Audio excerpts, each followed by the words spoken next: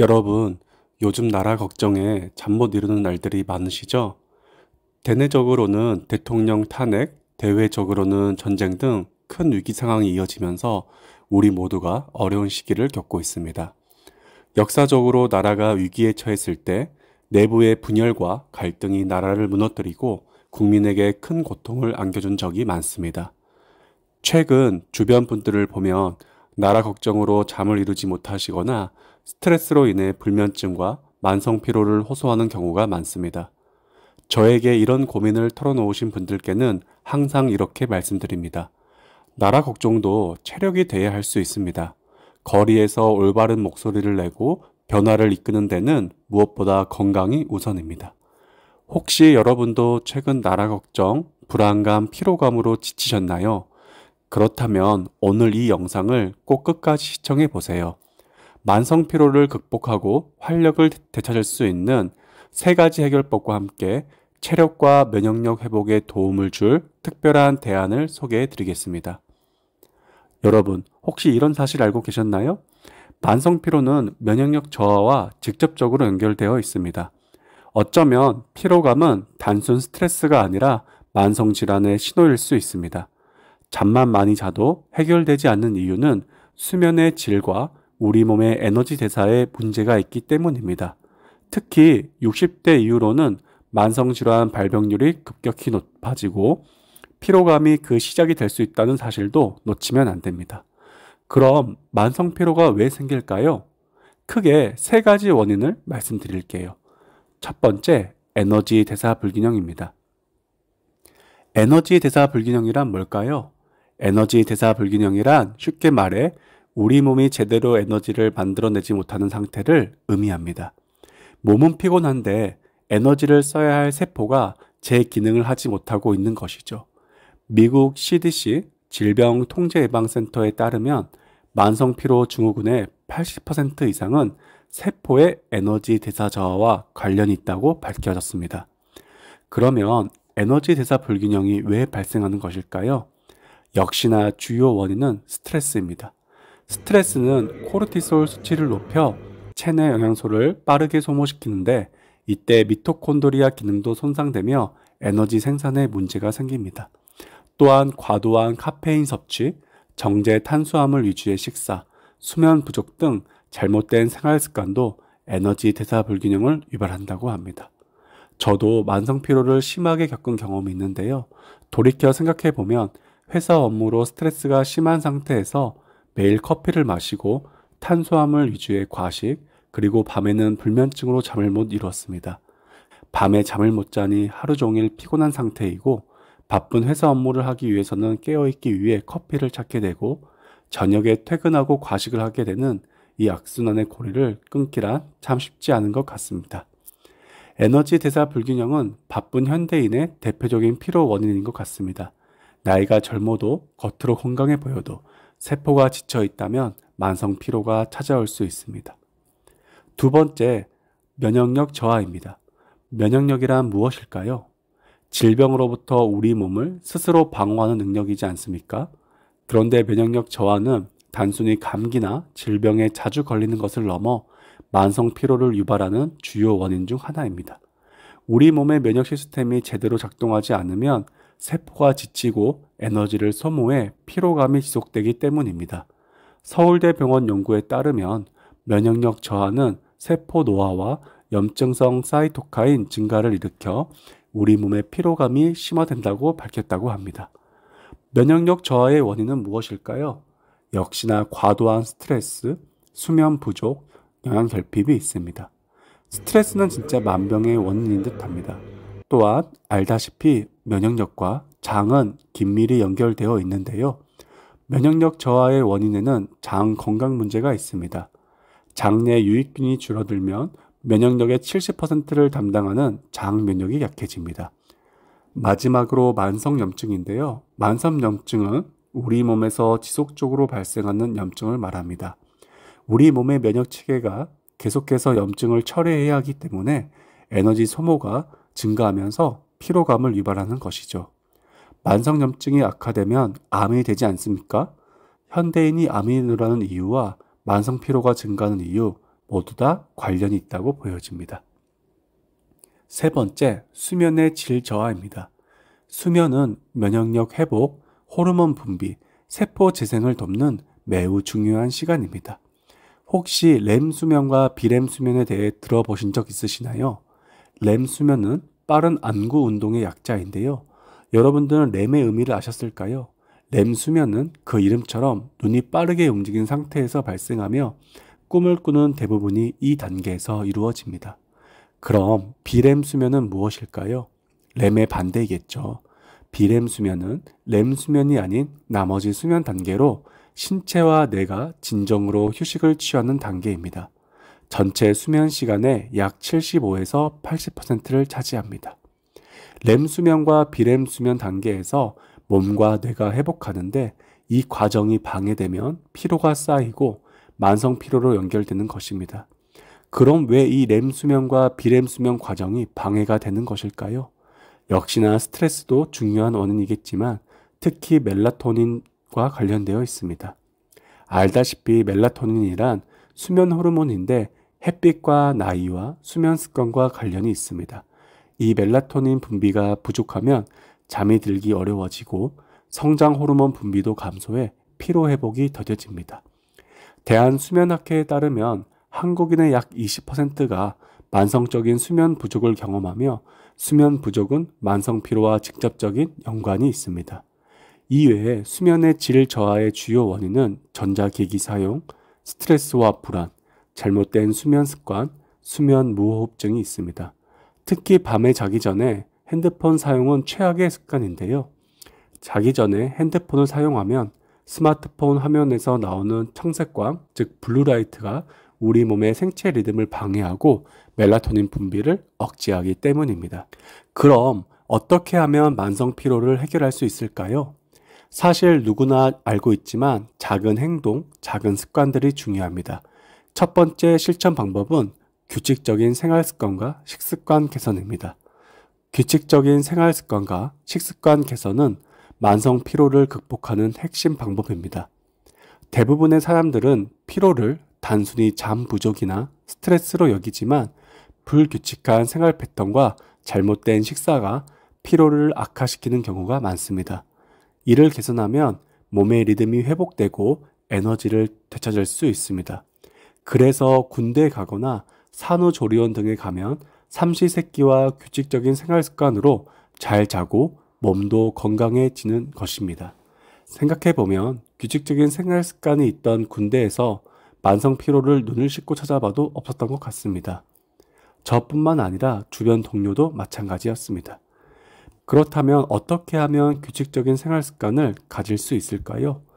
규칙적인 생활 습관 팁을 알려드리겠습니다. 먼저 수면 시간 고정입니다. 군대에서처럼 10시 취침 시간을 강제하듯이 매일 같은 시간에 잠들고 일어납니다. 그리고 기상 후 햇빛 보기입니다. 아침 햇빛을 10분만 쬐어도 멜라토닌 생성이 조절되어 생체 리듬이 회복됩니다.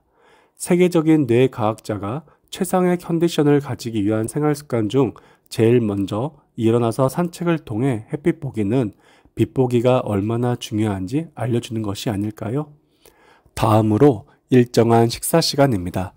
하루 3번 규칙적으로 식사하면 혈당이 안정되고 에너지가 균등하게 공급됩니다. 그리고 잘못된 식사는 만성 피로의 주범이기 때문에 꼭 유의하셔야 합니다. 많은 사람들이 인스턴트 음식과 정제 탄수화물을 즐기는데 이런 음식은 혈당을 급격히 올렸다가 떨어뜨려 더 심한 피로감을 유발합니다. 정제 탄수화물은 가공을 거친 탄수화물인데 대표적으로 밀가루 음식, 탄산음료처럼 설탕 기반 음식, 그리고 가공 곡물 등이 있습니다. 영국 케임브리지 대학 연구에 따르면 가공식품과 설탕 섭취가 많은 그룹은 만성 피로 위험이 47%나 증가했습니다. 그럼 만성 피로에 좋은 식습관은 어떤 것이 있을까요? 만성 피로에 좋은 식습관 팁도 알려드리겠습니다. 첫 번째, 통곡물, 현미, 귀리, 고구마와 같은 복합 탄수화물 섭취입니다. 현미, 고구마, 귀리 같은 복합 탄수화물은 혈당을 천천히 올려 지속적인 에너지를 공급하기 때문이죠. 마지막으로 단백질 보충과 물 충분히 마시기입니다.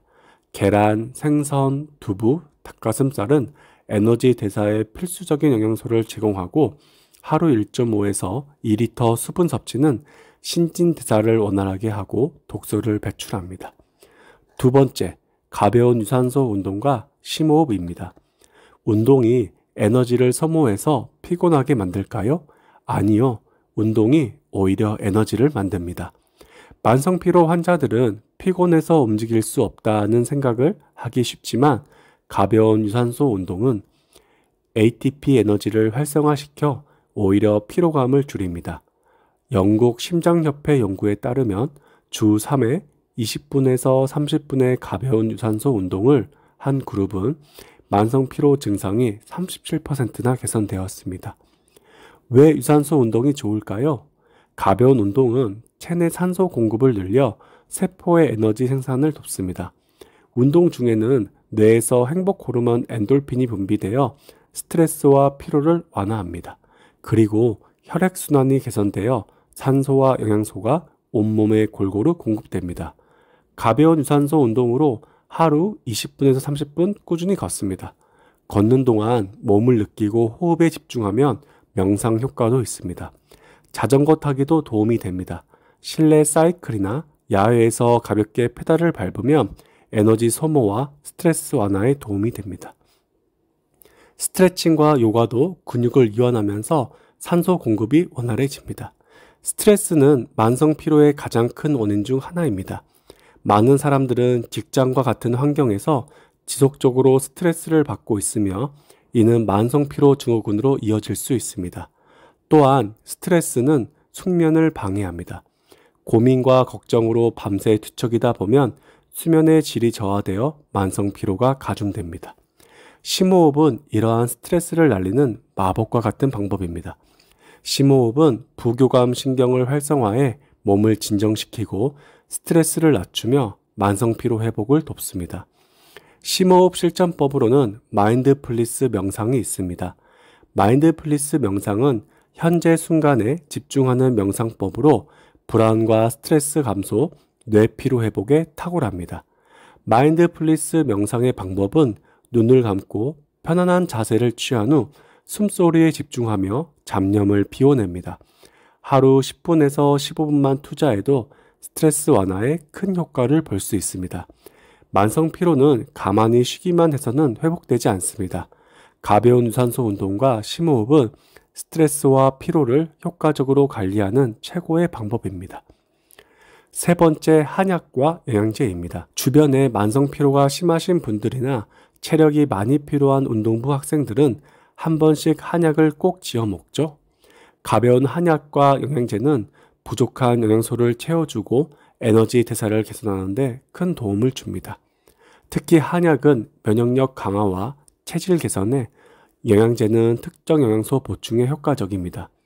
한약은 오랜 역사와 임상적 경험을 바탕으로 자연적인 방법으로 몸의 균형을 잡아주고 면역력을 높이는 데 큰 도움을 주죠. 그래서 한약은 기력 회복, 면역력 증진, 체질 개선에 탁월합니다. 만성 피로의 원인 중 하나는 비타민과 미네랄 부족입니다.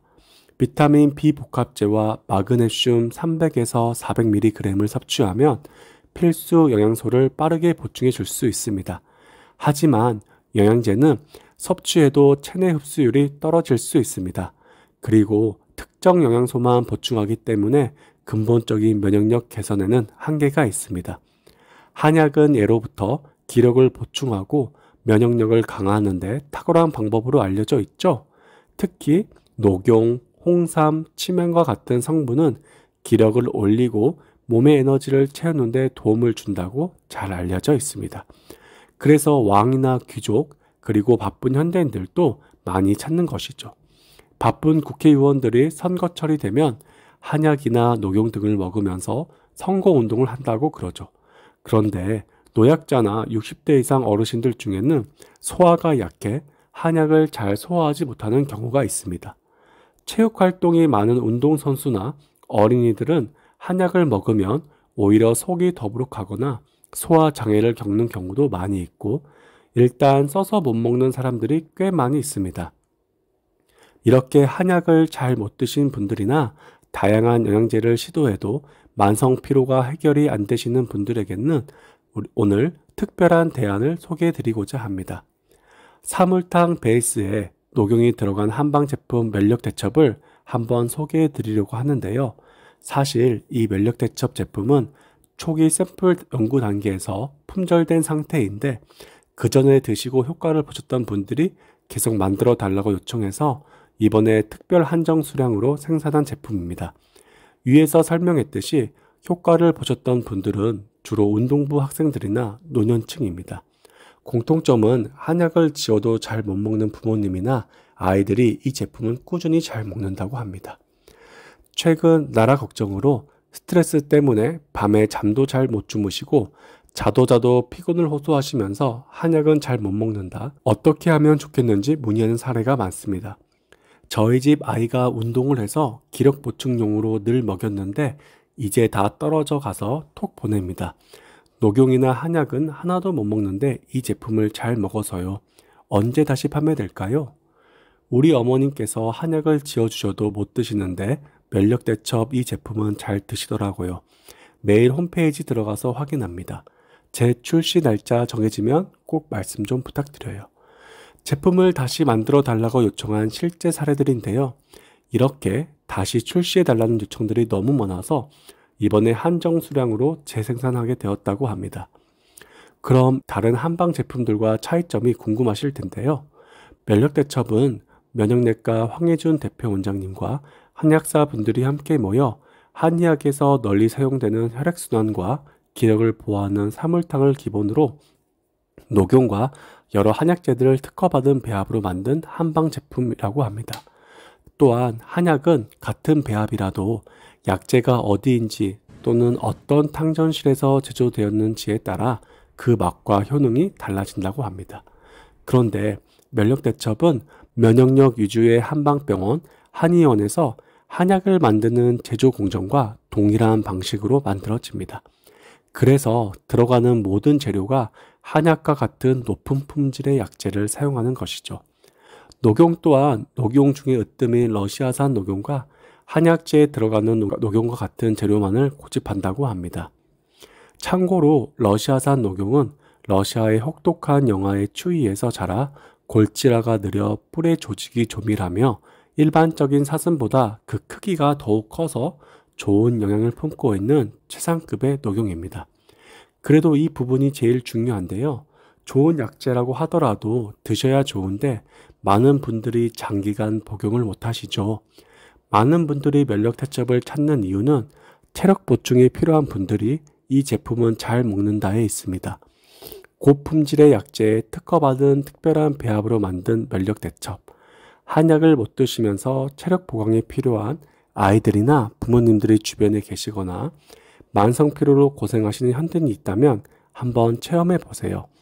그리고 혹시 면역대첩을 경험해 보고 싶으신 분들은 연락처를 남겨주시면 한정 생산이라 주문 가능한지 개별 회신하고 있다고 하니 위 전화번호에 개별 문의를 주시거나 고정 댓글 링크를 클릭하셔서 성함과 전화번호를 남겨주시면 주문이 가능한지 알려드리겠다고 합니다.